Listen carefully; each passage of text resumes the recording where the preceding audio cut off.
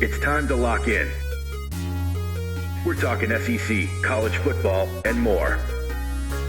This is AP as we see it.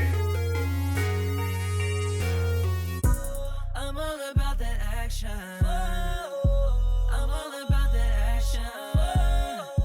I'm all about that action. I said I'm all about that action. Hi, I'm AP Stedham from LA, Lower Alabama. This is a weekly syndicated show discussing the Southeastern Conference college football on the national scene, and other sports. Welcome to this edition of AP as we see it. And we'd like to start off the program by always telling people about our social media platforms. Our show airs on the YouTube channel, AP as we see it. We have the links on our Facebook page, our Instagram page, and our X account. And we also archive every episode on Spotify. So you can also check the interviews that we do on AP as we see it, all the events that I cover, and the college football games throughout the year, and the Super Bowl, and the NFL draft, and just other events that we'll be covering. Especially we'll be at the Manning Passing Academy coming up at the end of the month, and the Louisiana Sports Hall of Fame, where Nick Saban will be inducted. So you can check those interviews in the coming weeks. But also, like I said, my personal YouTube channel at AP Stedham, and then at AP as we see it, which is the show's YouTube channel. So check those social media platforms and subscribe, if you will. Really appreciate it. We also like to thank our sponsors, Greer's Markets. We always start off with Lucy's Recipes. You can check those out on their website, and she has a book out you can buy online or in the stores. And they have the groceries to go. If you want to order the groceries, you can show up to the Greer's Market in person. You can go on their groceries to go online and have everything sent to your home, your office, any particular venue, and you can take care of all the family events for you and your friends, basketball, the football, the softball, the baseball, all the SEC sporting competition that you watch on a regular basis. You can also check the weekly specials online. Those are available. They have a coloring contest monthly for all the children, and for all the special occasions, the holidays, the birthdays, the anniversaries, every celebration you could think of. It's family, friends in football, family, friends in basketball, family, friends in baseball for the SEC. All the fresh produce you can buy at their locations, the dinner essentials, the delicious food and snacks at the unbeatable prices. And remember, Greer's got it. They guarantee it. And then we'd also like to thank the Cortland Grand Hotel, downtown Atlanta, right in the heart of the city. They have the spacious rooms, the beautiful indoor pool with the serene tropical setting. It's right there, like I said, in the heart of Atlanta. They have the restaurants, the gift shop, the outstanding breakfast. They have the buffet up there. And on the weekends, they cook to order. They have the lounge up there with the restaurant as well. And Ben Giacomo and his staff do a great job. So stop by the Cortland Grand Hotel, call them and make your reservation. That's where I'll be staying for the SEC Media Days. So I've stayed there many years, always totally satisfied. The hospitality is fabulous. I love all those folks, and they just take care of you. Any requests you might have, they're very friendly and amenable, and they'll take care of all your needs. But anyway, the Cortland Grand Hotel in downtown Atlanta.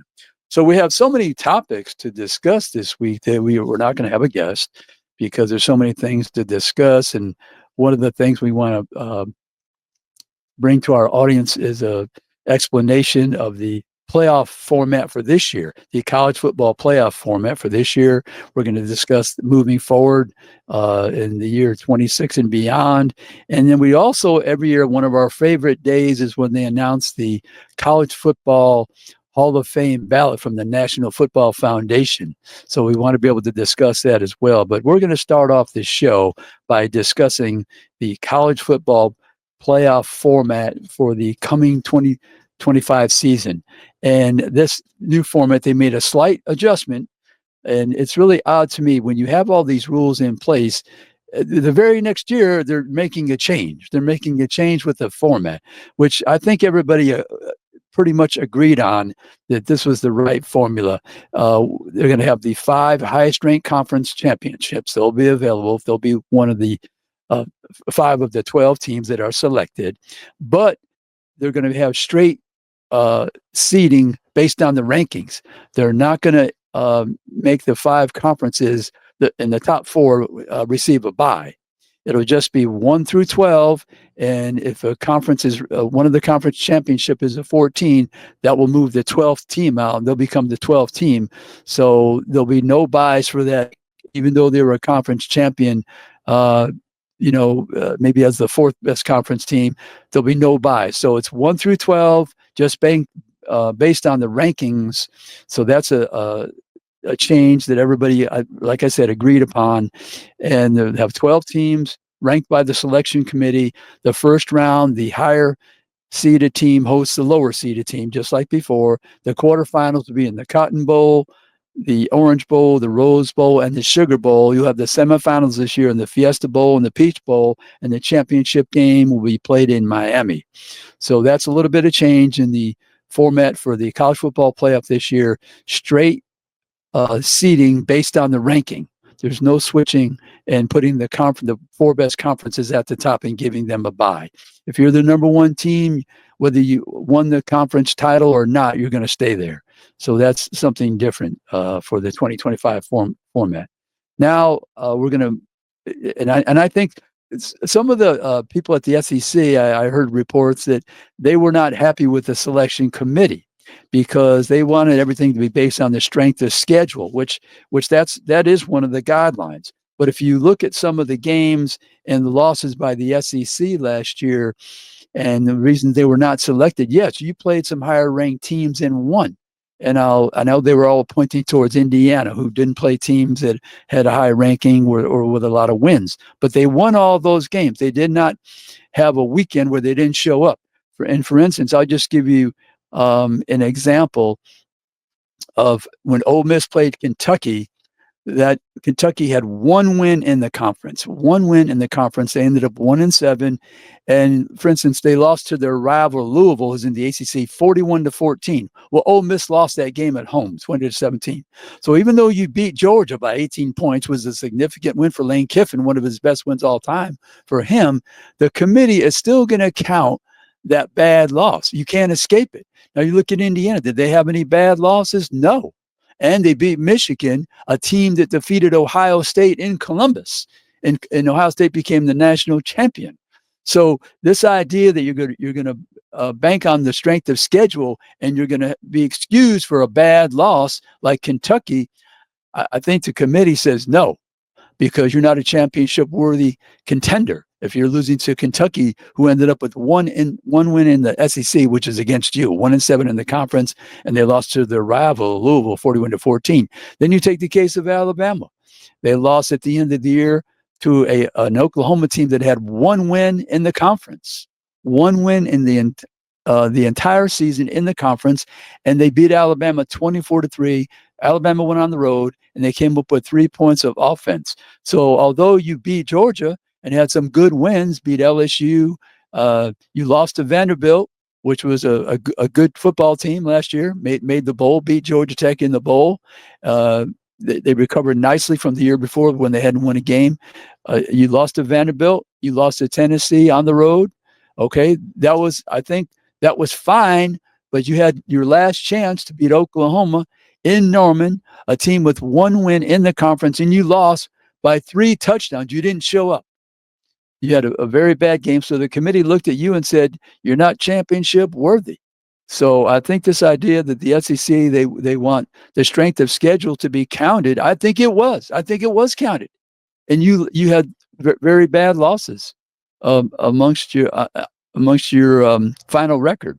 So I think that the SEC, if it just means more, I would say prove it.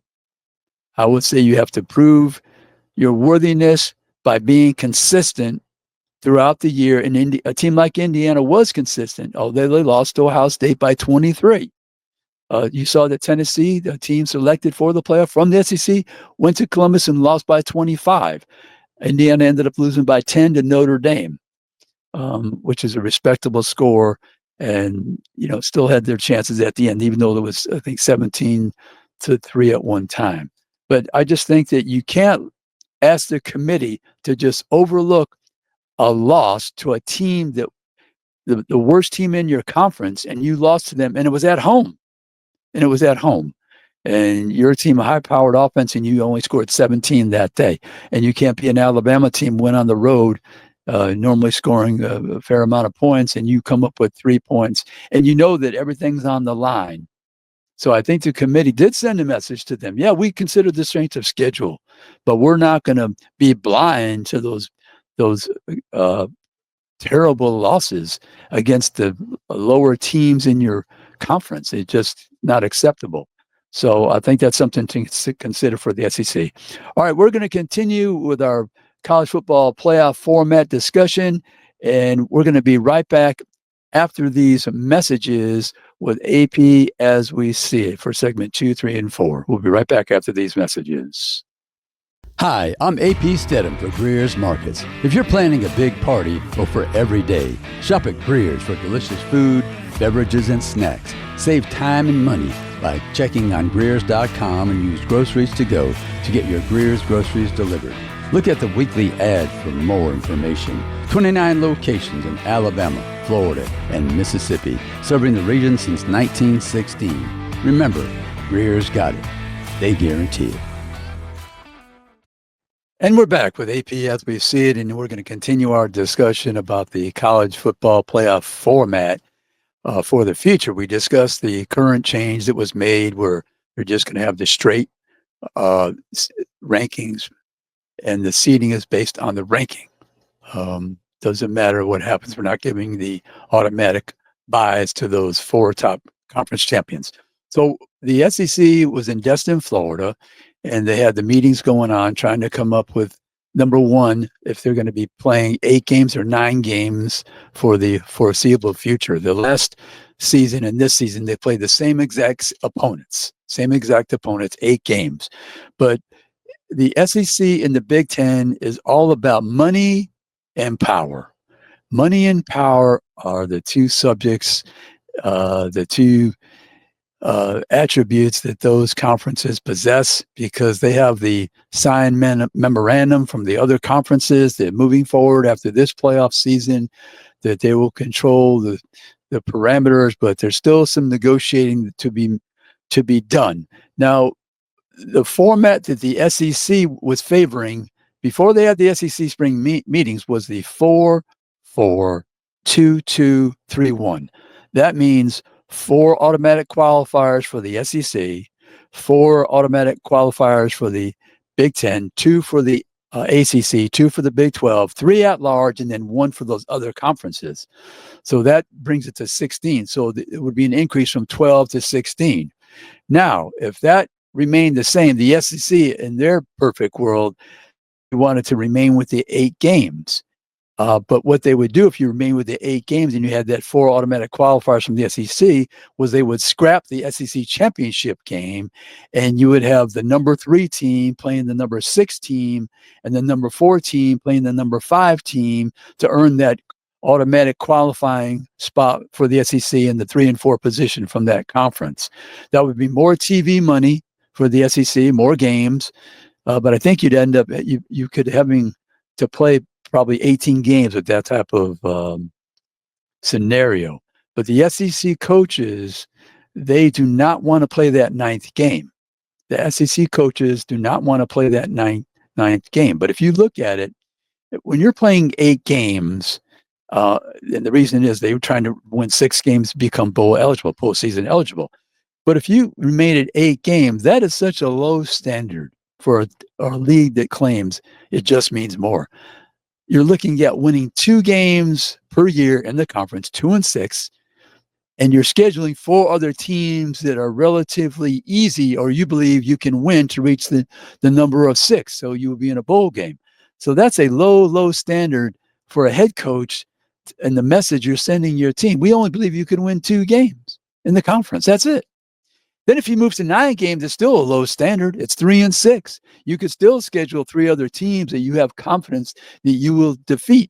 And maybe you'll win 4 games. But a 3-6, 2-6, those are very, very, very low standards. So I understand the coaches, they want to maintain their position of reaching the postseason for their team. It helps them with the administration that you have a winning season because you're in the postseason, and you maybe can end up 7-6, 8-5, let's say. But I still think it's not the right message to send your team, especially in a league where like I said, they claim to it just means more. I would think the standard would be much higher. People always discussing high standards. That's a low standard to win 2 games per year within the conference, or 3 games. So now that format of 4-4, 2-2, 3-1, that's favored by the SEC. But I think if you look around the country at the Big 12 and the ACC, they are in favor of the 5-11 format. In the 5-11 format, you have 5 automatic qualifiers, the 5 conference champions, the 5 best, and then you have 11 at large. Okay, now that's something that the SEC, I think they're starting to listen to the noise that's coming from the public and some of these other conferences. But the SEC, like I said, they want people to consider that strength of schedule. Now, if you have the 5 teams, the 5 best conferences, and the 11 at large, the SEC coaches are not in favor of the 9th game.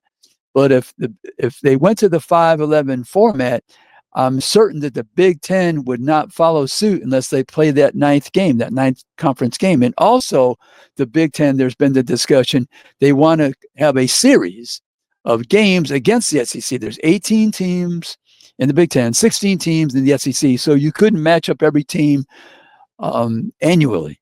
So 2 teams would be left out from the Big Ten. But that would be a nice series for the people, for all the fans of the SEC and the Big Ten to be playing each other for years and years. That's about 100-year-old rivalry. And they've played games the last, let's say,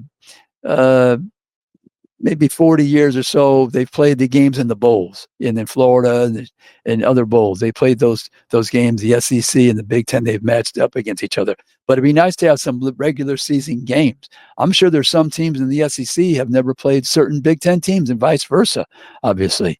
But it's a situation where the SEC, the commissioner, would have to convince the other coaches in the conference, especially the bottom half, to play the 9 games during the regular season, plus maybe a Big Ten game as well. And I think that you can convince them because it's good for the conference, it's good for the game, it's good for everyone around the country to see the SEC compete against the other top league, which is the Big Ten at this point. The other conferences are competitive as well, but if the SEC matches against the Big Ten, that'd be more dollars, I think, because those are in populated states, and the Southeastern Conference it's very popular to watch the football, of course. But I think the SEC, I think they're moving in that direction. When you look at the calendar, the playoff must be decided in December. So a decision has to be made about the playoff the following year. Now, as far as the regular season schedule, I would think they'd want to have it done by August. They'd want to say, all right, we're going to play 8 games and we're going to play 9 games. But they have to come up with this decision for next season's regular season games in the SEC. I don't know if they're going to be able to come to that decision, but it's pressing and it's imminent. And I think the SEC has to make a decision very, very soon in the coming months.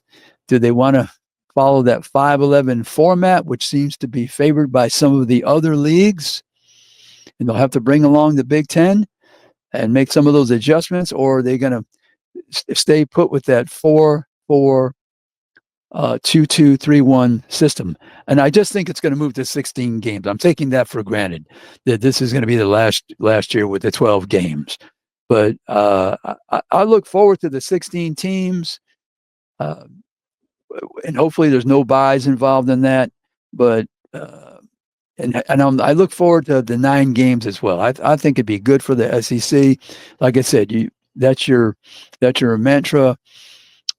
It just means more proven on the field. And I think with the 5-11 format, I believe the SEC thinks that would be beneficial because they're thinking there's 11 buys, we might get 4, which would be a total of 5, which is more than the 4-4-2-2-3-1 situation. Not that you can't get a 5th in that other system, but I think it's geared to having more than 4 if you're using that 5-11 format.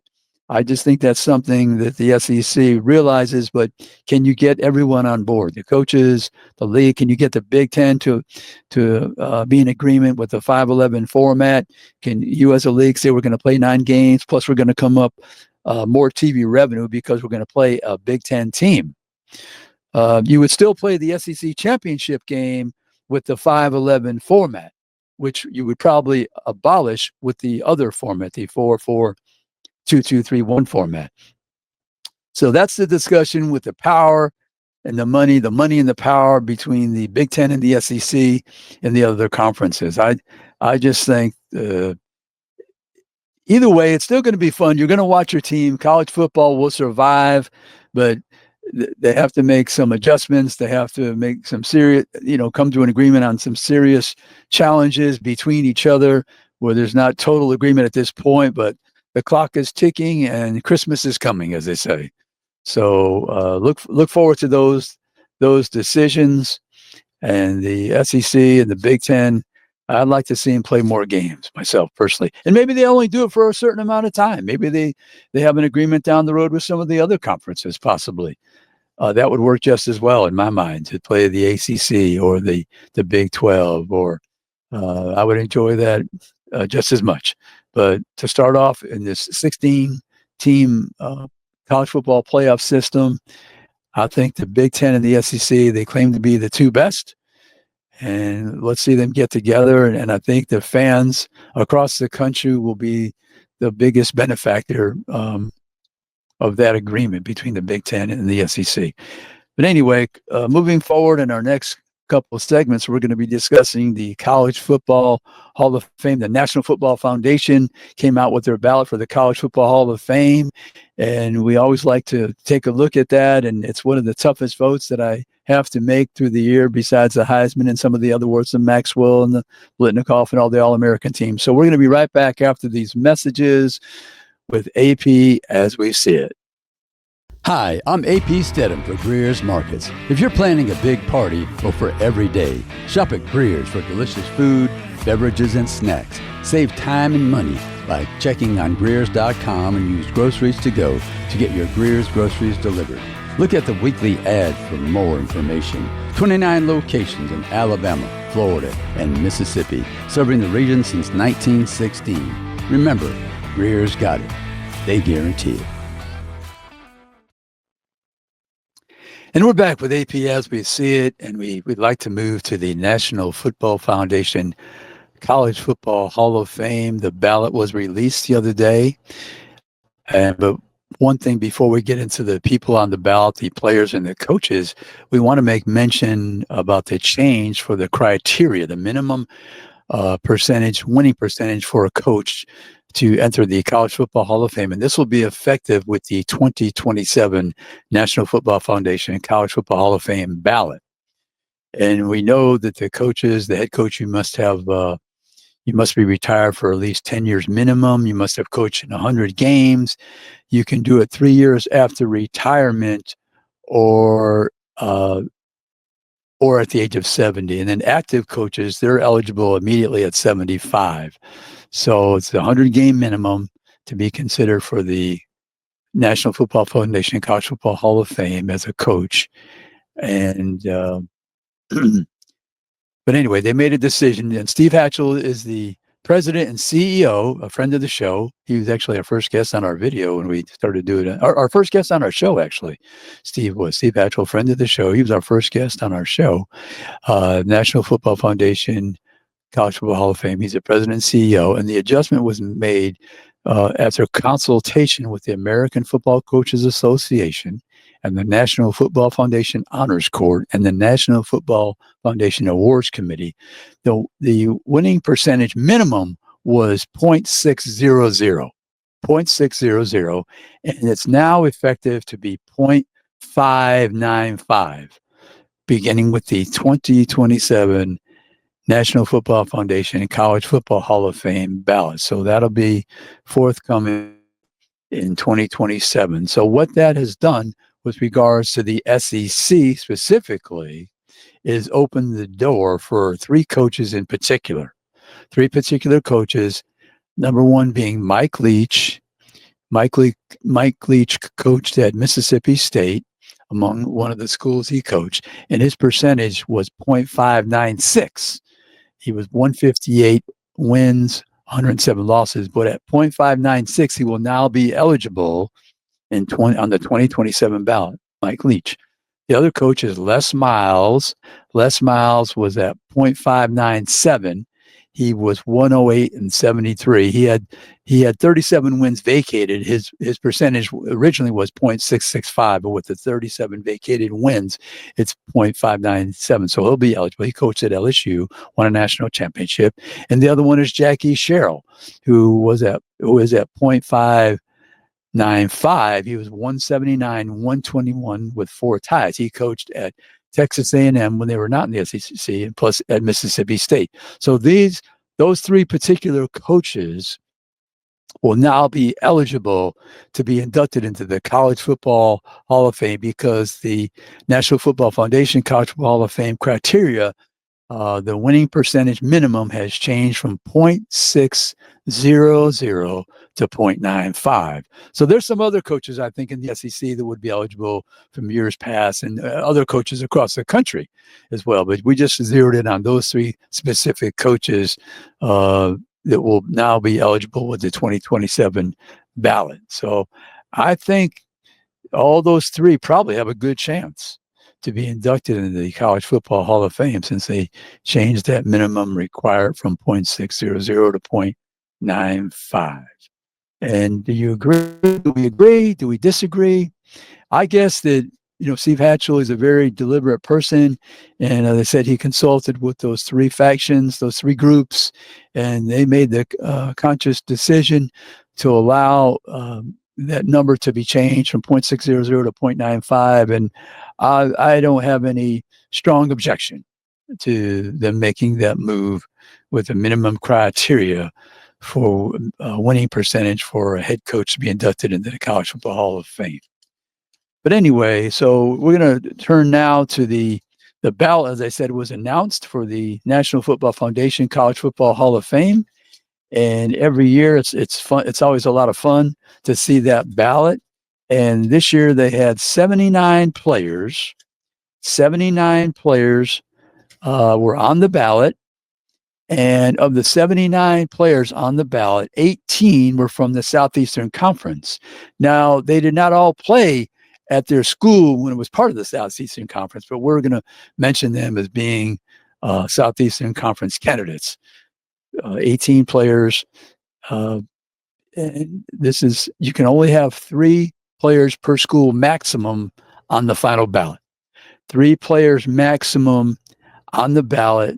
So we're going to try to bring out and highlight some of the accomplishments for each player. We can't go through the entire biography, but I selectively picked out what I thought was a significant accomplishment of each player, the 18 players, and we're going to do it in alphabetical order. And we're going to have the breakdown by school as well. We'll do that at the end. But we're going to start out from the University of Florida, Alex Brown. Alex was a defensive lineman from the University of Florida. And what I highlighted from his biography was he was a 2-time All-American. He was a consensus one year. We'll just step back for a moment.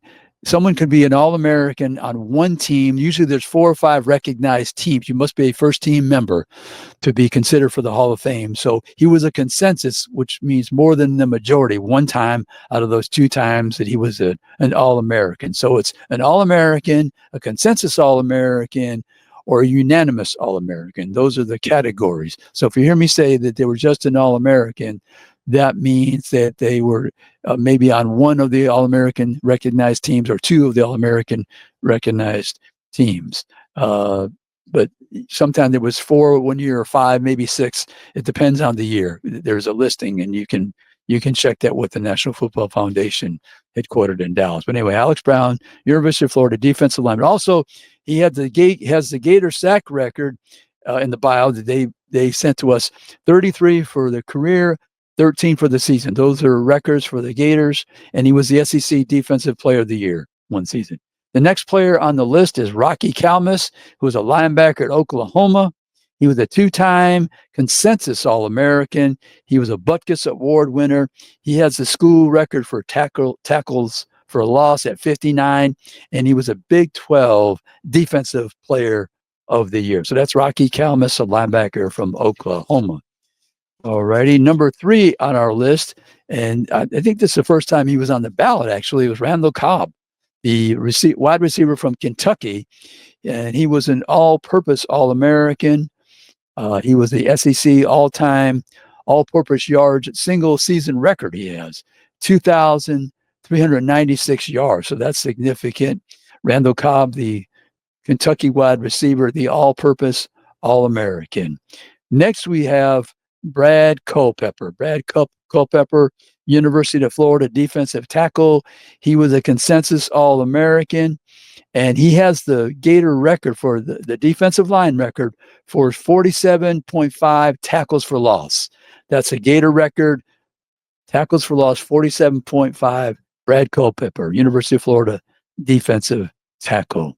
Next, we have at number 5, George Cumbie, Oklahoma linebacker. He was a 2-time All-American unanimous one year. He was a unanimous All-American one year, and twice he was the Big 8 at that time, the Big 8 Defensive Player of the Year. George Cumbie, the All-American linebacker from Oklahoma, 2 times All-American, unanimous one year.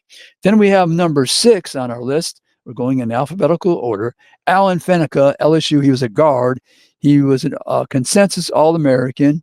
He was an Outland Trophy finalist, which was the first ever for LSU. And he also won the SEC, the Jacobs Blocking Trophy.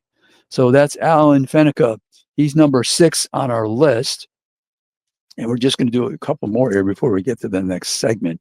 But those are all these players, by the way, they're tremendous. And it's a very difficult vote. Usually you have to vote for, let's say, 10 FBS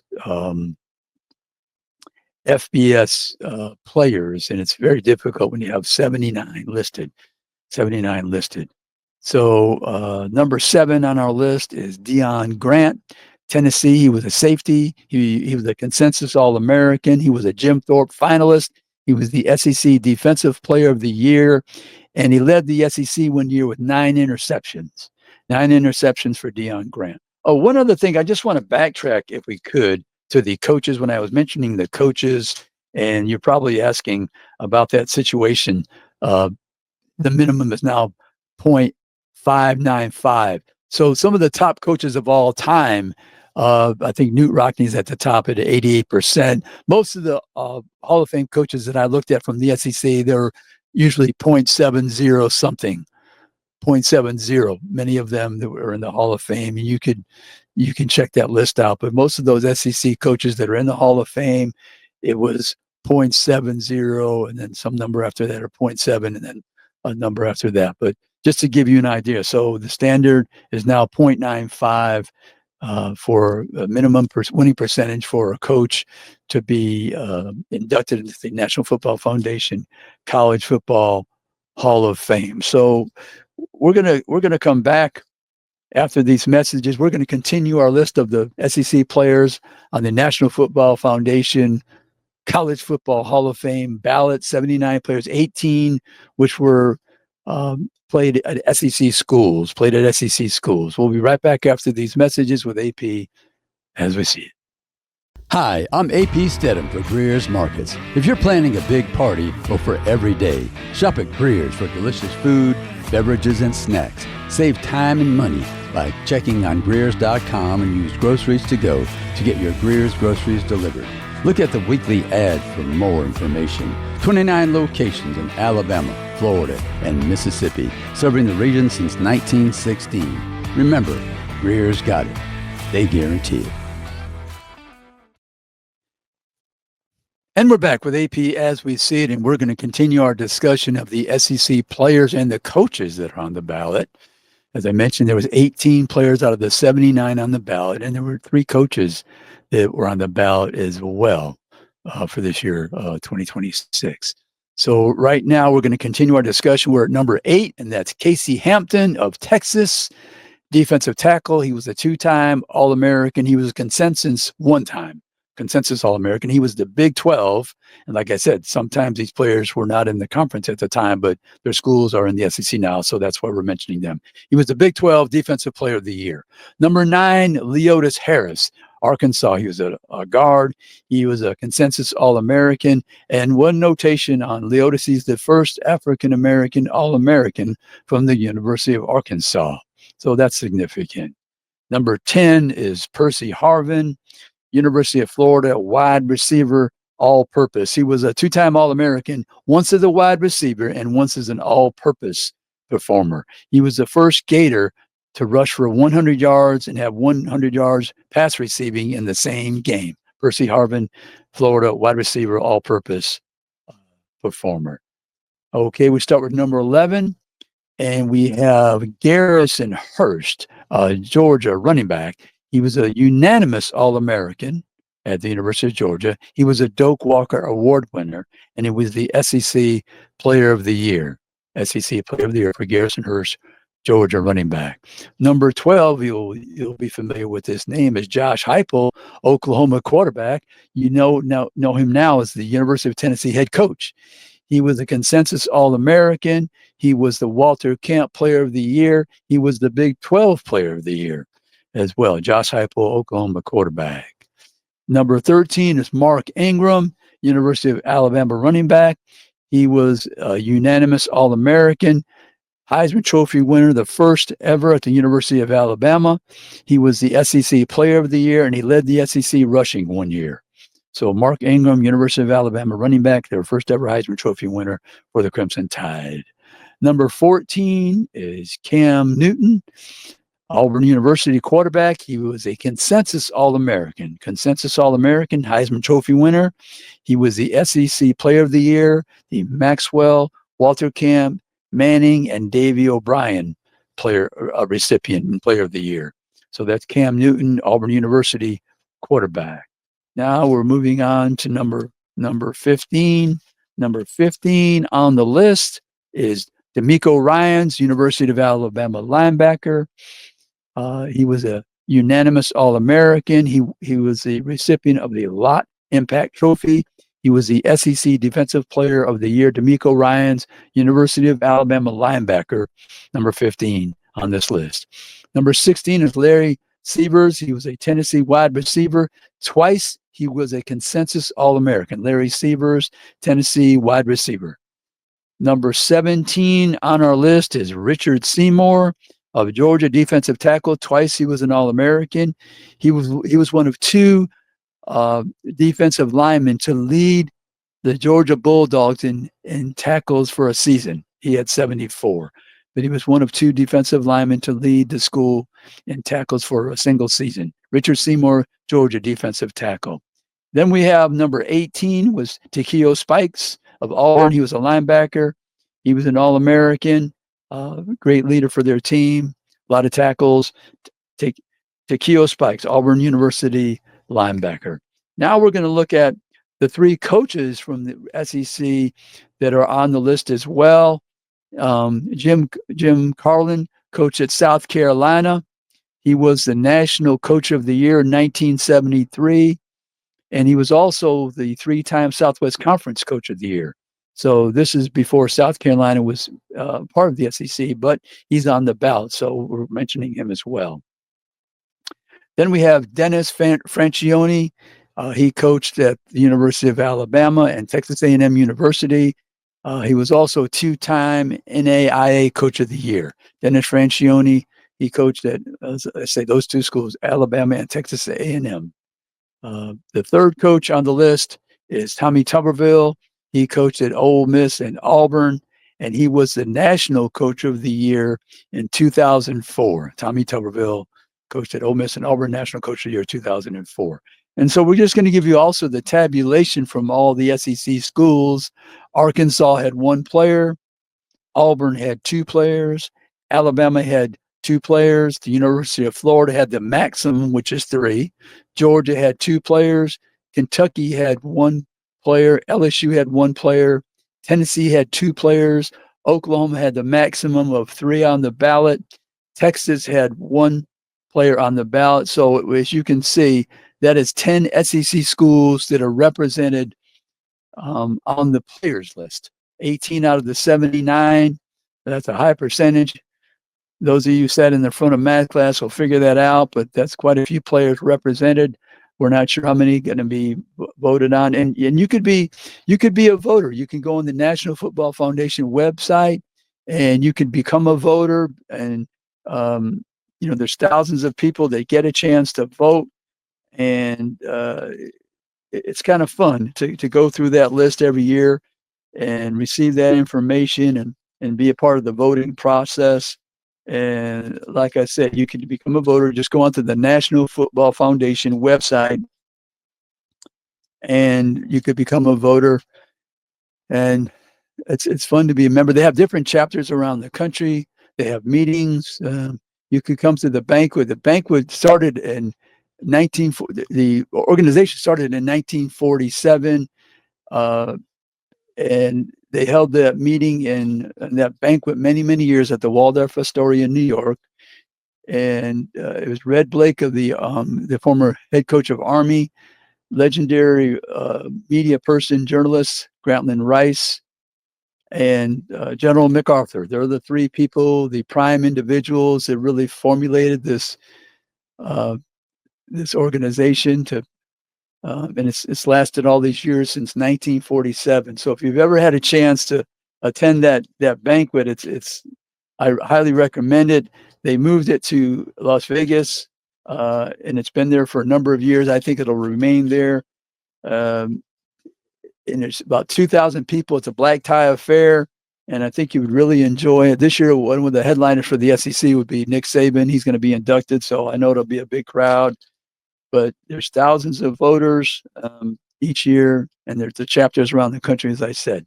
But the National Football Foundation, the College Football Hall of Fame is located in Atlanta, Georgia. The National Football Foundation is headquarters in the Dallas, Texas area.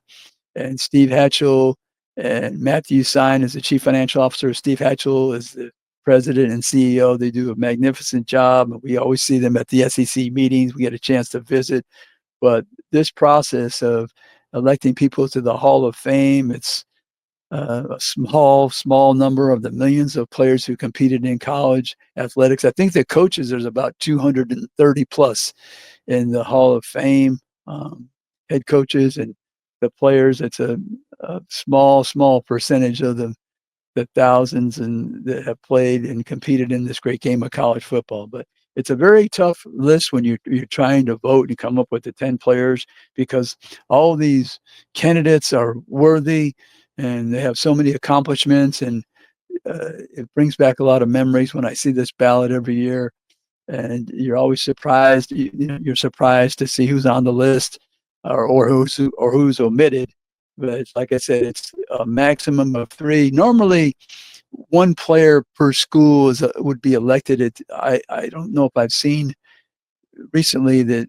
I don't know if it's ever happened. Maybe it has in many years past. But it's usually 1 player per school is on that list, and the schools are the ones who have to send that information to nominate people, and they send in the biographies and make sure all the facts and figures are straight. And then Hillary Jeffries of the National Football Foundation, she does a tremendous job of assembling all this information that they present to people so you can make an informed decision.